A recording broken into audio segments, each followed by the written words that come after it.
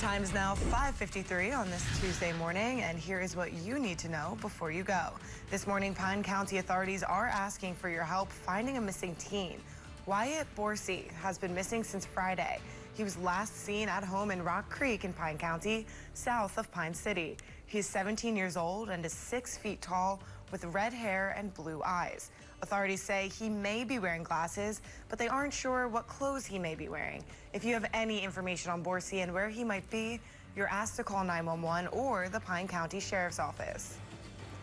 And a court hearing was pushed back for Patches Magic Beans, the man accused of seriously injuring a construction worker on the North Shore while driving intoxicated.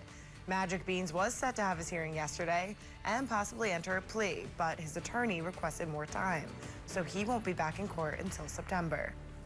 In June, authorities say Magic Beans crashed into a scissor lift while driving in a construction zone at Lafayette Tunnel north of Two Harbors. A construction worker was seriously hurt. According to court documents, authorities found hallucinogenic mushrooms in his vehicle. He's now charged with criminal vehicular operation. And a heads up, if you're headed to Park Point this week, the City of Duluth's Park Maintenance Division staff will be doing some forestry work near the beach house, which they warn could be a bit noisy. They'll be cutting down almost an acre of brush.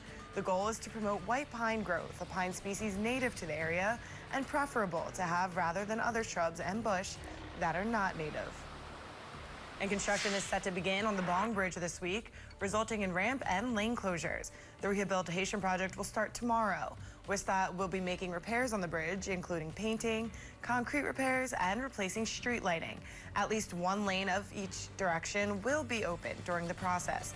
However, ramps on the Minnesota side of the bridge will be closed at different times. Construction is set to last through December.